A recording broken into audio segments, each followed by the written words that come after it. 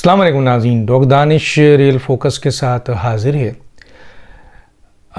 अभी आपने सुना कि मौजूदा केयर टेकर हुकूमत आई है और पेट्रोल और डीज़ल के प्राइस को बढ़ा दिया गया है। अभी ये जो एग्रीमेंट हुआ है आईएमएफ के साथ, वो एग्रीमेंट सख्त एग्रीमेंट है और इसकी ज़रूरत थी, क्योंकि पीछे जो हुकूमतें थीं या पीछे जो भी सूरत हाल था वो बहुत ही ख़राब सूरत हाल था। तो ऐसी सूरत हाल में मौजूदा ये जो निगरान हुकूमत है इसने एग्रीमेंट नहीं किया है। ये एग्रीमेंट किया है जिस तरह हम कहते थे कि इमरान खान का एग्रीमेंट पिछली हुकूमत जो है वो शहबाज शरीफ की हुकूमत को उसकी पासदारी करनी पड़ी, बल्कि वो एग्रीमेंट एक स्टेज पे ख़त्म किया जा सकता था, लेकिन उसको एक्सटेंड किया इसहाक डार साहब ने, मिफ्ताह इस्माइल साहब ने या शहबाज शरीफ साहब ने।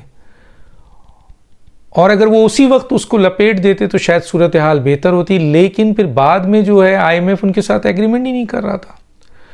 तो आईएमएफ की शराइत बहुत सख्त हैं और पाकिस्तान के पास कोई ऑप्शन नहीं था बज़ाहिर कि आईएमएफ को अगर दोबारा इंगेज करते हैं तो उनके तमाम शराइत को माना जाए। और ऐसी सूरत हाल में वो कहते हैं कि पाकिस्तान जो है वो डिफ़ॉल्ट हो जाता। हालांकि इसहाक डार साहब का स्टेटमेंट मौजूद है कि अगर आईएमएफ से एग्रीमेंट नहीं भी होगा, ये मैं नहीं कह रहा, इसहाक डार साहब कह रहे हैं, हालांकि आईएमएफ के साथ एग्रीमेंट नहीं भी होगा तब भी पाकिस्तान डिफ़ॉल्ट नहीं करेगा। मेरे प्रोग्राम में आने वाले डॉक्टर शाहिद हसन हैं और बहुत सारे लोग हैं, वो ये कहते हैं कि बड़े नामी गिरामी माहिर माशियात हैं, एक्सपर्ट्स हैं, वो कहते हैं पाकिस्तान एक न्यूक्लियर पावर है, पाकिस्तान किसी भी सूरत में डिफ़ॉल्ट नहीं करेगा।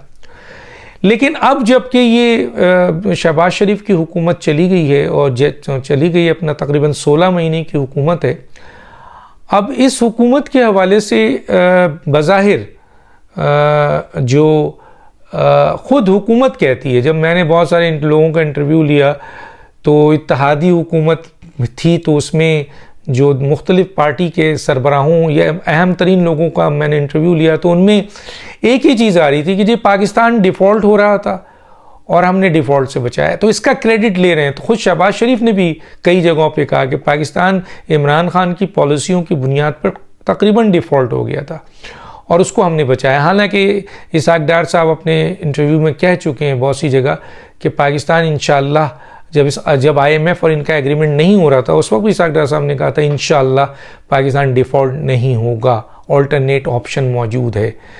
तो फिर भी चलें, मैं ये क्रेडिट देता हूँ कि मौजूदा हुकूमत ने आईएमएफ के साथ एग्रीमेंट किया और इस बुनियाद पर जो इंटरनेशनली कई जगह से दुबई यानी यूएई, आपके सऊदिया, चाइना तो खैर वैसे भी हेल्प कर रहा था, दूसरे वर्ल्ड बैंक, एशियन बैंक से जो फंड्स आने थे वो रुके हुए थे जब तक आईएमएफ से आपका एग्रीमेंट नहीं होता। ये है एक इंटरनेशनल मॉनेटरी मुआहदा। तो चुनांचे इस मुआहदे की बुनियाद पर वो फंड्स मूव हुए और जाहिर है आपके रिज़र्व में भी इजाफा हुआ। लेकिन बड़े बड़े माहिर माशियात डॉक्टर शाहिद हसन, डॉक्टर अशफाक हसन ये कहते हैं कि पाकिस्तान इसके बावजूद कि अगर आईएमएफ इनके साथ ज्वाइन नहीं करता था तब भी पाकिस्तान डिफ़ॉल्ट नहीं होता। टेक्निकली इंडिकेटर वो बताते हैं, मैं उन चीज़ों को शो नहीं करता। मैं तो आज आ रहा हूँ कि इस 16 महीने की हुकूमत में शहबाज शरीफ साहब खुल के कहते हैं, इनके अपने लोग खुल के कहते हैं कि हमने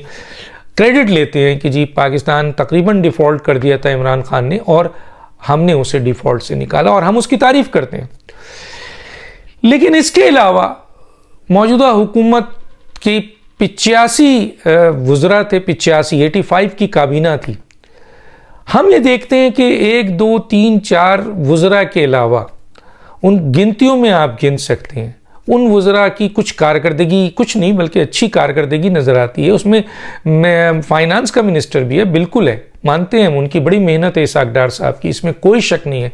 इसहाक डार साहब की बड़ी मेहनत है, बिलावल भुट्टो साहब की बड़ी मेहनत है, 1 2 और मिनिस्टर हैं आपके वो जो प्लानिंग के आपके मिनिस्टर हैं जनाब एहसन इकबाल साहब, उनकी अच्छी वो है।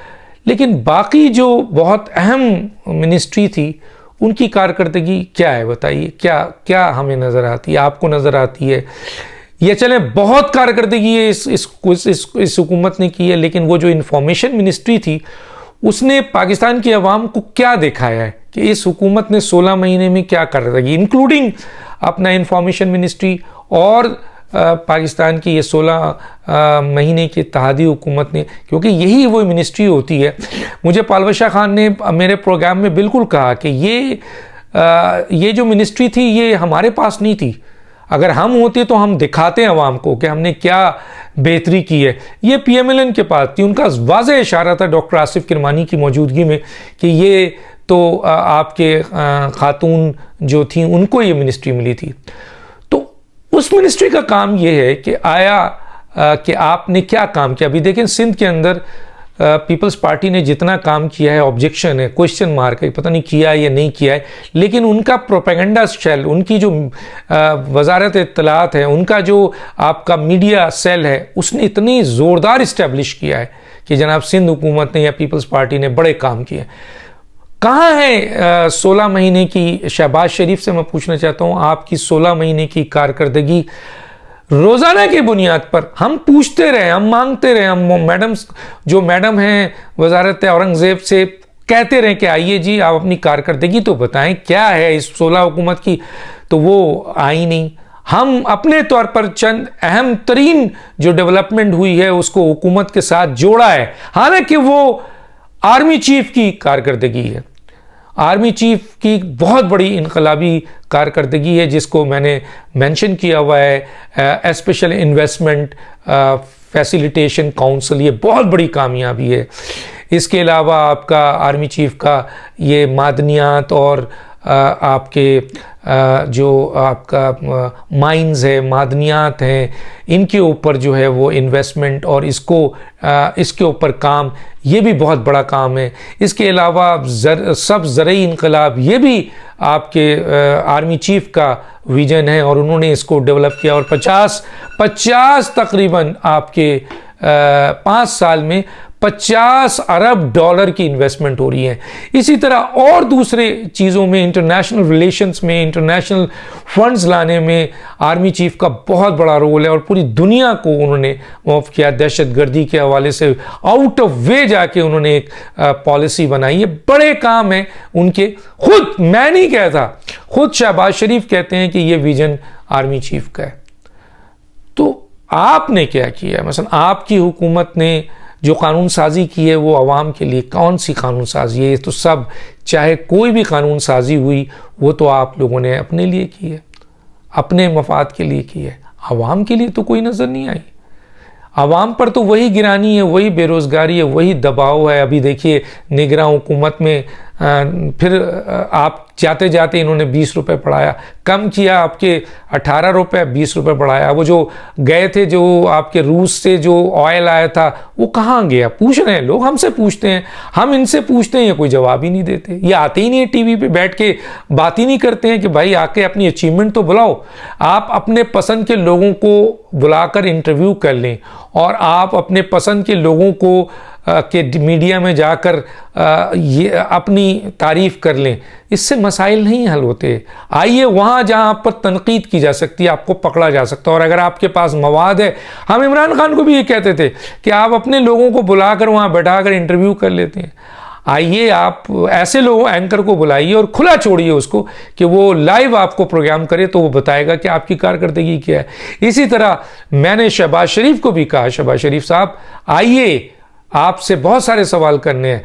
मरियम औरंगज़ेब साहब से कहा आइए, आपसे बहुत सारे सवाल करने हैं, अचीवमेंट बताइए, क्या है अचीवमेंट आपकी, क्या कामयाबी है, ताकि क्रॉस भी तो हो।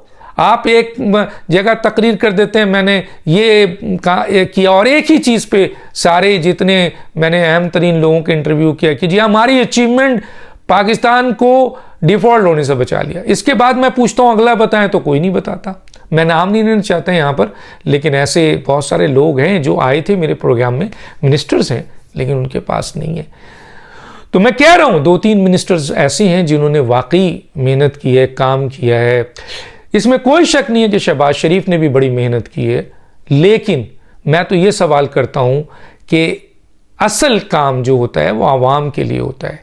असल काम जो होता है वो कहाँ है, वो बताइए, क्या काम किया गया है, कौन सी अचीवमेंट है अवाम के हवाले से? आज भी अवाम मर रही है। निगरां हुकूमत में फिर जो है वो आपके पेट्रोल की कीमत बढ़ गई है। अब एक इत्तला है बहुत ही अंदर से कि आने वाले वक्त में जो ये एग्रीमेंट हुआ IMF से, इसका सारा प्रेशर आने वाली निगरां हुकूमत पे आएगा, क्योंकि वही फेस करेगी और अवाम पे बोझ आएगा। बेरोज़गारी भी बढ़ेगी, इन्फ्लेशन भी बढ़ेगा, डॉलर्स भी बढ़ेगा। डॉलर्स बढ़ गया तो 3 रुपये समथिंग। इसी तरह और दूसरी चीज़ें भी आएंगी, और ये सारा जो ऊपर जाएगा इसका सारा फेस करेंगे निगरां। लेकिन निगरां ने साइन नहीं किया। निगरां तो फेस करेगा, लेकिन और ये मैं बता दूं, निगरां वज़ीर आज़म एक पॉलिटिकल आदमी है, उसको देखना चाहिए कि वो इन चीज़ों को फेस करेगा। लेकिन ये एग्रीमेंट पिछली हुकूमत ने किया है। मैं अब भी कहता हूं कि एग्रीमेंट बहुत ज़रूरी था, जिस तरह IMF के साथ था और फिर दूसरी जगहों से फंड आया, बिल्कुल एक डिफ़ॉल्ट, ये क्रेडिट है। लेकिन इसके अलावा भी तो क्रेडिट बताएं। 85, मैं तो 85 काबीना के बारे में पूछ रहा हूँ, जिसमें से 30 के पास तो पोर्टफोलियो भी नहीं था, यानी 30 को आपने, और ये अवाम पे बोझ था। तो 85 की काबीना ने पाकिस्तान की अवाम को क्या दिया? पिछली 16 महीने की हुकूमत में शहबाज शरीफ की काबीना ने क्या दिया? कानून साजी आम आवाम के लिए क्या हुई? आम आवाम की हालत को बेहतर करने के लिए पिछली हुकूमत ने क्या किया? शहबाज शरीफ की हुकूमत ने क्या किया? किस इदारे में, किस मिनिस्ट्री में आवाम की भलाई के लिए, बेहतरी के लिए काम किए गए, वो क्या हैं?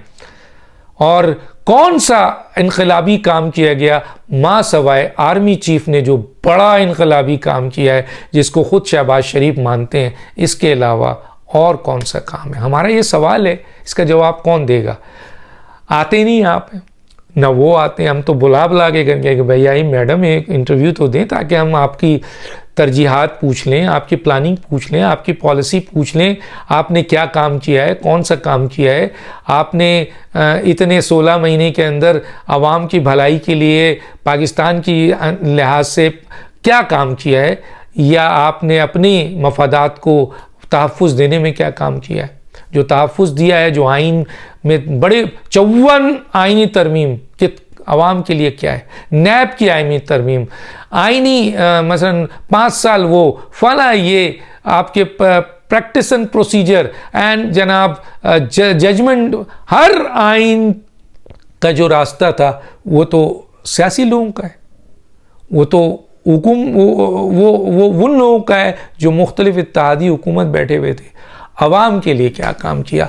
हम इस सवाल को लेके आते हैं और हम ये पूछते हैं कि 85 की काबीना में बज़ाहिर तो नज़र आता है, चंद वज़रा को छोड़ के, मैं वज़ीर आज़म को फिर भी क्रेडिट दूंगा कि उन्होंने पूरा साथ दिया आर्मी चीफ का, और उन्होंने बहुत सारी जगहों पर जाके मैनेजमेंट को मजबूत करने की कोशिश की, हम मानते हैं। लेकिन 85 की काबीना में चंद वज़रा को छोड़कर बाकी काबीना ने सवाए प्रोटोकॉल और जो आवाम का पैसा था उसको लूटा और पूरी दुनिया जो एंजॉय किया, इसके अलावा उन्होंने क्या किया? तो दानिश को याद दीजिए। अल्लाह हाफिज़।